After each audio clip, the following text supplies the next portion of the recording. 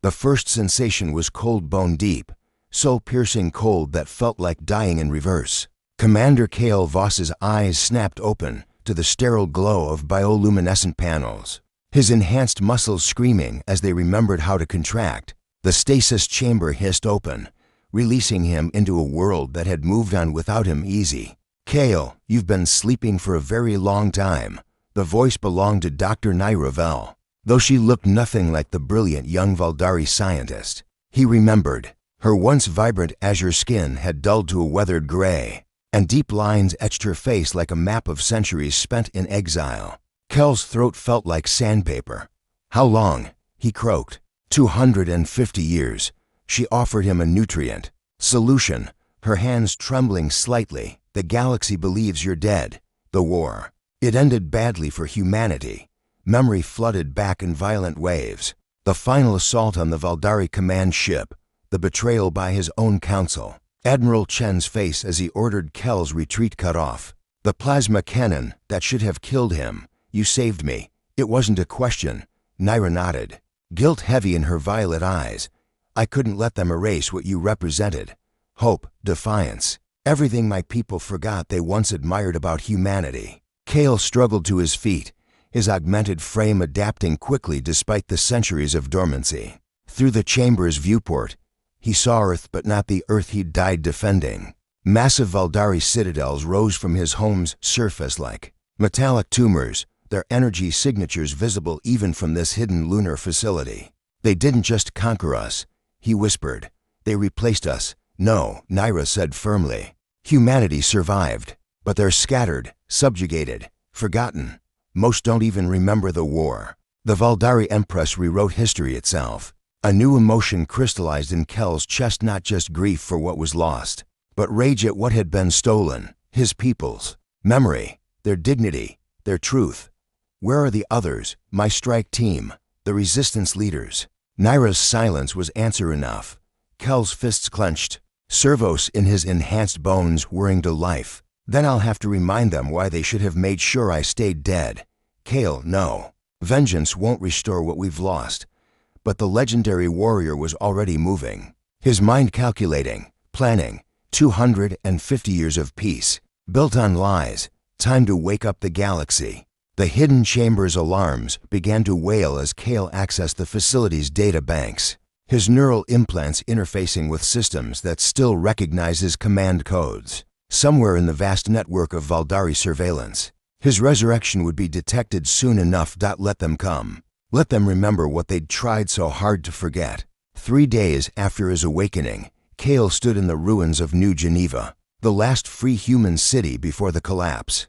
Now it was a monument of Valdari benevolence, a gleaming metropolis, where humans served as laborers, merchants, and entertainers for their alien overseers. "They call it the Harmony District," explained Marcus Chen, grandson of the admiral who had betrayed Kel's final mission. The young man's eyes held none of his grandfather's cunning, only the weary acceptance of the conquered. Humans and Valdari living in perfect peace. Kale watched a group of human children playing in a park, supervised by a towering Valdari guard whose bioarmor gleamed like oil on water. The children laughed and spoke in the musical Valdari tongue, their own language reduced to occasional whispers. "This isn't peace," Kale growled. "It's erasure." Marcus flinched. "You don't understand. My grandfather's choice saved billions of lives. If the war had continued, your grandfather was a coward who sold our species for table scraps." Kel's augmented voice carried across the plaza, drawing nervous glances from passers-by. "He never even tried to find another way.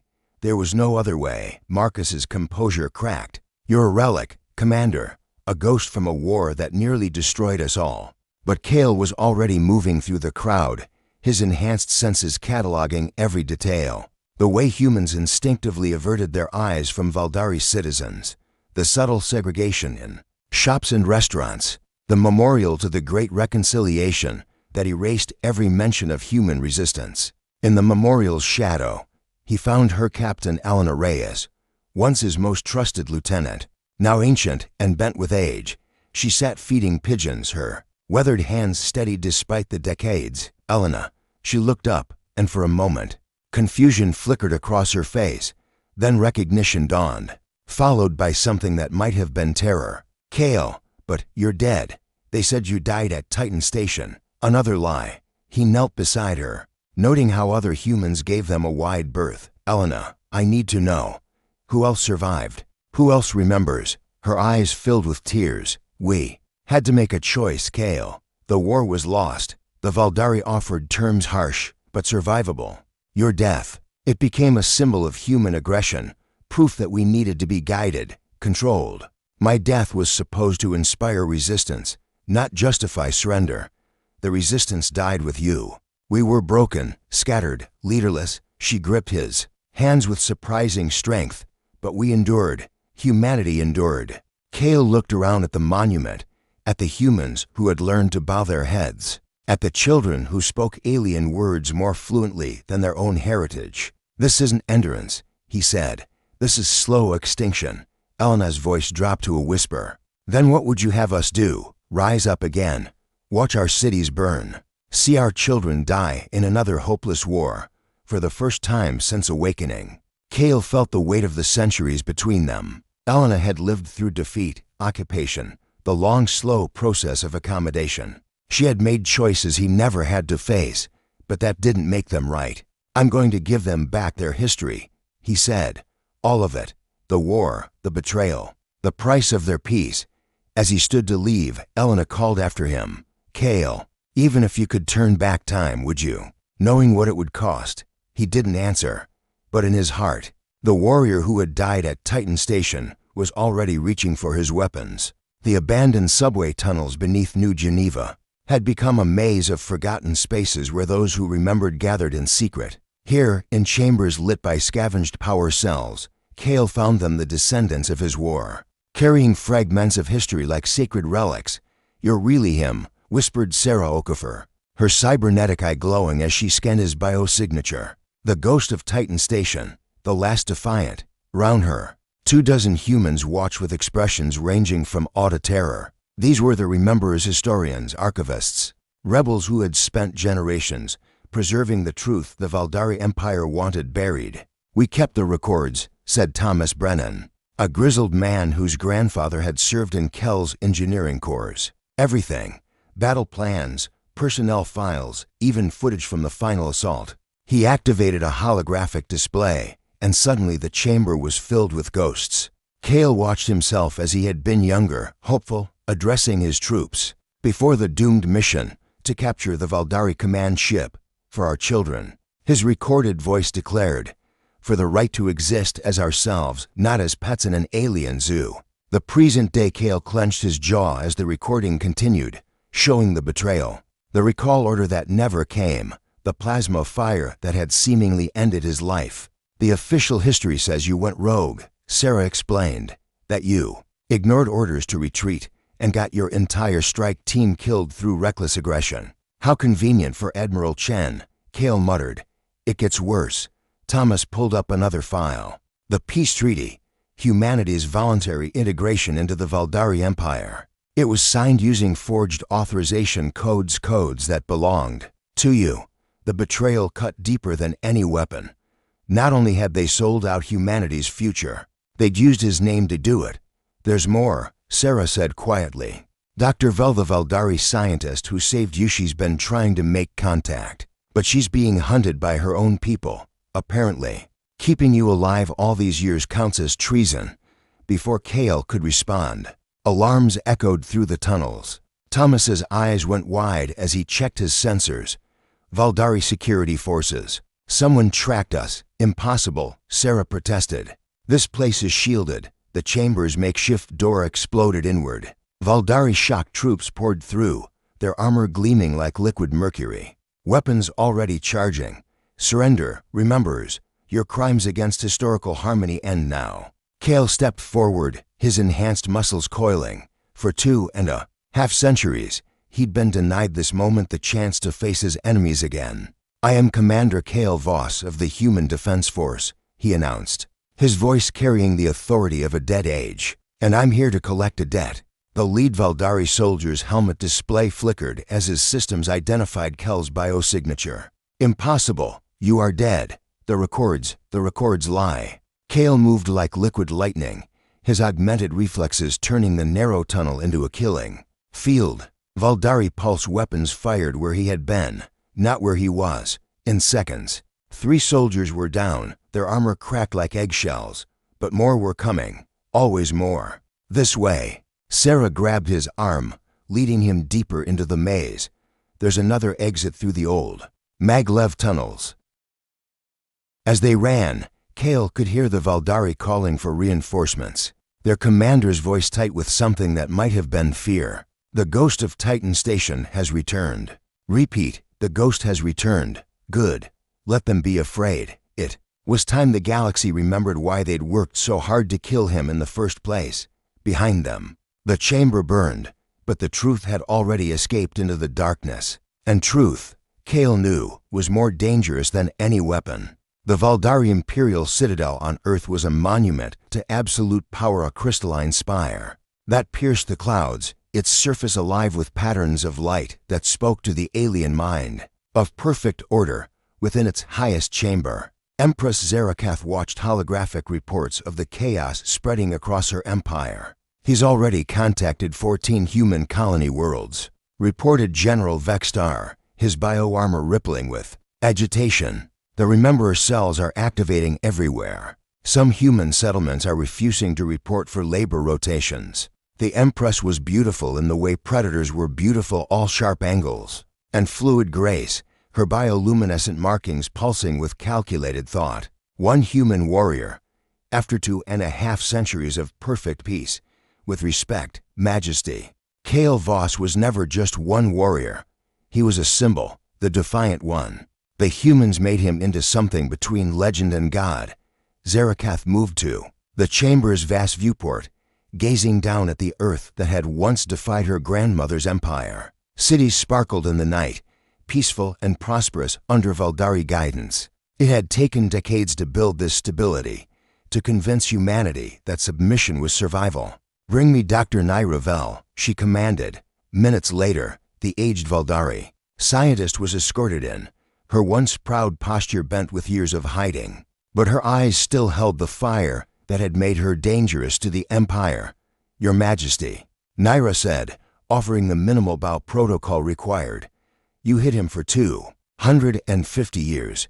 It wasn't an accusation. The Empress never wasted time on emotions. Why? Because he represented something your empire chose to forget. The possibility that different species could coexist without one dominating the other. He fought for partnership, not subjugation. He fought for human supremacy. He fought for human dignity. There's a difference." The Empress circled her prisoner like a stalking cat. "Your sentimental attachment to this human has destabilized 3 sectors. Colony worlds are remembering wars that should have remained buried. Do you understand what you've unleashed?" "I understand perfectly," Naira replied. "You built your peace on a lie. Lies always unravel eventually." Before the Empress could respond, alerts began cascading across the chamber's displays. General Vexstar's markings shifted to deep red alarm. "Majesty, we have a problem. Kale Voss has seized the orbital communication array above Luna. He's broadcasting across all human worlds." The main display activated, showing Kel's scarred face transmitted to every human settlement in the galaxy. When he spoke, his voice carried the weight of truth. "Too long suppressed. My name is Commander Kale Voss. I died defending Earth, and I've returned to give you something you've forgotten: your history. For 2.5 centuries, you've been told that humanity chose peace over war, submission over freedom. That's a lie. On worlds across the galaxy, humans stopped their work to listen. In the Citadel's command center, Vuldari officers watched their carefully constructed narrative crumble. You were betrayed by your own leaders, sold into slavery by cowards who called it salvation. But you are not slaves. You are not pets. You are human beings, and you have the right to determine your own destiny." The Empress's markings flared brilliant white rage. "Cut the transmission." "We're trying, Majesty. He's using authorization codes that predate our control systems." On screen, Kale continued his message. "I'm not calling for war. I'm calling for choice. The choice to remember who you were. The choice to decide who you wanted to be." The transmission ended, But the damage was done. Across the Empire, human worlds were already falling silent, their populations gathering in confused, angry crowds. He's given them the most dangerous thing possible, Naira observed quietly. Hope. The Empress turned to her, decision crystallizing in her alien features. Then we'll give them something else, fear. General, prepare the purge protocols. It's time to remind the humans why they chose peace in the first place. Majesty, that will mean millions of deaths. Yes, but millions more will remember their place. She looked at Naira with something like pity. Your human warrior has doomed the very people he sought to save. I hope you can live with that. As alarms began wailing throughout the citadel, Naira closed her eyes and whispered a prayer in the human language she'd spent centuries studying. Somewhere in the darkness between stars, Kale was making his final preparations. The galaxy was about to remember why some wars never truly end. The abandoned Valdari battleship Dominion's Edge hung in the shadow of Earth's moon, its hull scarred by the centuries but its weapons still deadly. Kale stood on the bridge where he had once fought and died, now alive again and surrounded by an army of volunteers, humans who had rediscovered their history and chosen to fight. 67 colony worlds have gone dark, reported Captain Maya Singh, a young woman whose great-grandmother had served under Kel's command. The Empress is moving to activate the purge protocols. Through the bridge's viewports, Earth hung like a blue jewel, its surface dotted with the lights of Valdari citadels. Soon, those lights would begin the systematic extermination of rebellious human populations. How long? Kale asked. 18 hours until the orbital platforms are in position. 18 hours to save a species, or watch them burn for the second time. Dr. Naira Vel emerged from the ship's medical bay, her aged form supported by an exoframe. She had escaped the Imperial Citadel in the chaos following Kel's broadcast. But the years of hiding and stress had taken their toll. The Empress will offer one final choice, she said, her voice weak but determined. Surrender you to Imperial justice, or watch their worlds die. And if I surrender, public execution. Your death will be broadcast to every human world as proof that defiance leads only to destruction. Kale moved to the tactical display, studying the positions of Valdari fleets across the galaxy. So many ships, so many weapons pointed at human hearts. For 2.5 centuries, this threat had kept his people docile. There's another option, he said quietly. Maya looked up from her console. Sir, the Valdari Empire runs on fear. They've spent centuries convincing everyone, including themselves, that they're invincible. But they made one mistake. He touched the display, highlighting the massive command ship at the heart of the Imperial fleet. They put everything under centralized control. The world mind that governs their entire empire is housed in that single vessel. You're talking about a suicide mission, Maya protested. Even if we could get close, not suicide. Sacrifice. Kel's voice carried the weight of absolute certainty. One life to save billions. It's a trade I made once before. Kale, no. Naira struggled to her feet. You can't keep dying for them. At some point, humanity has to save itself. He turned to her, and for a moment, the legendary warrior looked simply tired. They've forgotten how. But maybe watching someone choose to fight will remind them. The hours that followed blurred together frantic preparations, desperate calculations, final messages to human worlds that might not survive the night. As the Dominion's Edge began its final approach to the Imperial fleet, Kale stood alone on the bridge, remembering another battle, another sacrifice. Commander, Maya's voice crackled over the comm. The Empress is hailing us. The main screen activated, showing Zaraketh in all her terrible beauty. Kale Voss, the dead human who refuses to stay buried. Your Majesty, I'm here to discuss terms. The terms are simple. Surrender yourself, and I will make your death quick. Your people will be allowed to mourn you before resuming their proper place in the Empire. Counteroffer, Kale replied. I destroy your world mind, cripple your fleet, and give humanity the choice you've denied them for centuries. The Empress laughed, a sound like crystal breaking. You have one ship. I have 10,000. I have something you've forgotten. Kel's finger hovered over the firing control. I have nothing left to lose. The Dominion's Edge opened fire, its ancient weapons blazing against the Imperial fleet. Valdari's ships moved to intercept, but Kel's ship was already past them, diving toward the massive command vessel like a spear thrown at the heart of an empire. Across the galaxy, humans watched the battle unfold on every screen, every display, every communication device. They saw the lone ship fighting against impossible odds. They saw the man who had died for them, dying for them again.